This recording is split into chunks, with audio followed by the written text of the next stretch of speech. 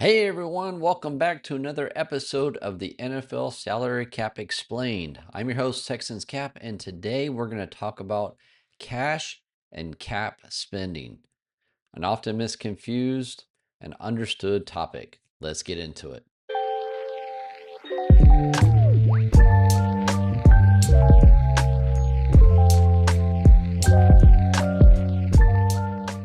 All right, welcome back. We're into the slideshow. Let's get into it. So, cap over cash, that's a common misconception out there. And the biggest misconception is that when you see a salary cap number attached to a player, that is what they are paid. And when we speak about what a player is paid, we're talking about terms of cash. When you see that salary cap charge, that is the cap number, right? Like we've talked about in the past. Cap is an allocation. A salary cap is the accounting function or allocation of the cash spent according to the rules of the NFL salary cap, broken down by the CBA. So that is the biggest misconception up front. When you see that salary cap charge, that is not what the player is being paid. Now, what the player is being paid is the cash spending towards that player. So you'll see, and we'll look at an example with, I think we're going to look at Derek Stingley here in a little bit. But you'll see that that is the big difference, right? If a player is paid in terms of cash versus what their salary cap charge is. Now, another aspect to this system, and you'll commonly hear cash over cap. So you'll see the table to the right. In the far right column, you see the cash to cap ratio. So every team has a salary cap limit, which is a limit on their salary cap dollars. There is no limit on cash spending. That's the biggest kicker right there. That's the biggest thing you need to remember. There is no cap on cash spending. There is a cap on the allocation of the cash spent in terms of salary cap dollars. So you'll see on the far right, this is essentially the cash spent divided by the salary cap for that team. Each team has their own salary cap, an adjusted salary cap number. If you go back to the previous episode earlier in the series concerning the team salary cap, then you'll understand what I'm talking about.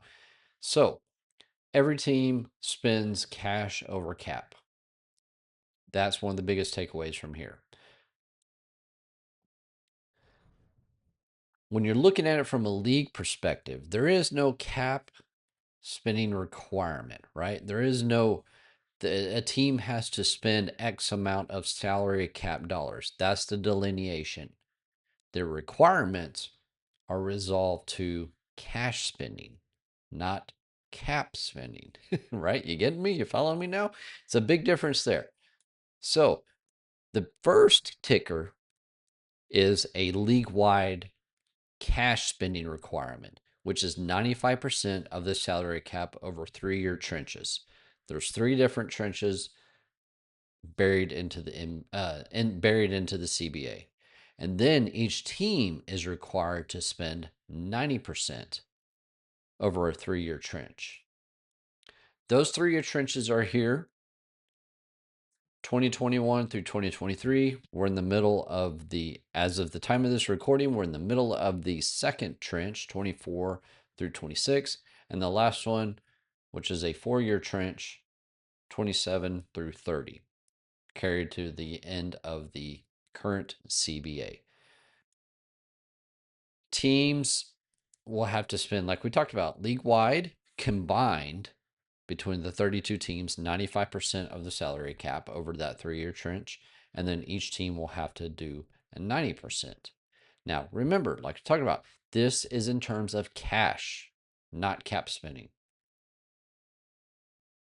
So, referencing Article 12, Section 8 of the CBA, 95% of the salary cap, so this is league wide, right? You take that 3-year trench, you take the unadjusted salary cap number. So the example to the right is 2021 through 2023. You take those 3 league year salary cap numbers, you add them together, and that's where you get the 615.5 million, times 32, because there's 32 teams, right? Times 95%. So times 0.95, and that's where we get the 18 billion. It's tough to say that. $18.7 billion is what the league minimum would be for all 32 teams together that they would have to spend to meet the league spending requirements. So on the left side is the league spending required, what the actual team spent in terms of cash.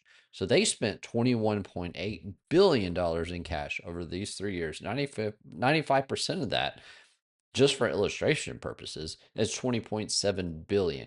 So they've cleared the minimum requirement by a good chunk. All of the teams are spending above the minimum requirements in terms of cash. So that's why this table is breaking down as such as it is.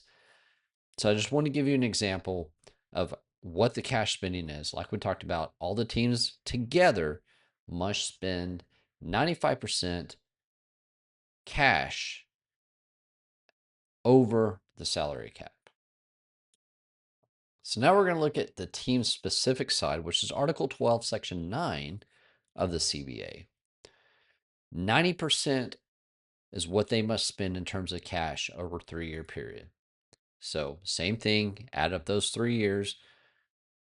We're looking at the same trench. It was 615 million, if I remember correctly. So the table here that you see is adding up the 3-year spending times 90%. So that's where you get the middle column there, which is 553.95 million. That is the minimum cash spend requirement for each team individually. Now the far left, the second column, cash spent, is what the teams actually spent over 2021 through 2023. And in the far right is the delta. That's the difference between what they spent and what the requirements were. As you can see, every team well above the requirements, no issues there.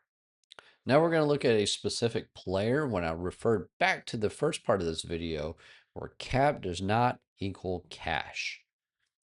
So you'll see on this table here, look at 2025. The cap number is 12.027 million, but the cash is 26.4 million. That's where the biggest difference is cap is the accounting or allocation of cash spent for a player or across the team. So this is a perfect example. You see the cash spent is 26 million. Due to the salary cap rules and the accounting function of that, only 12 million accounts towards the salary cap for the Houston Texans for the 2025 league year. Now, conversely, look at the subsequent years. Because of that, cap money has been pushed forward through the proration. The following year, the cap number is 27.095 million, but the cash spend is only 22.095 million. So now it's cash under cap.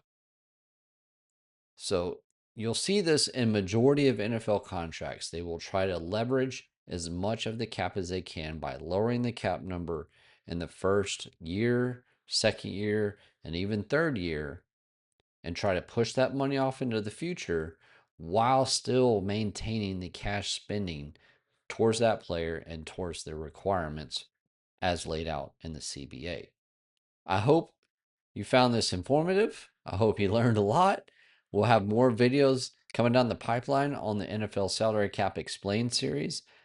I'm your host, Texans Cap, and that will close it for this one. So stick around. We'll catch you on the next episode. Thanks.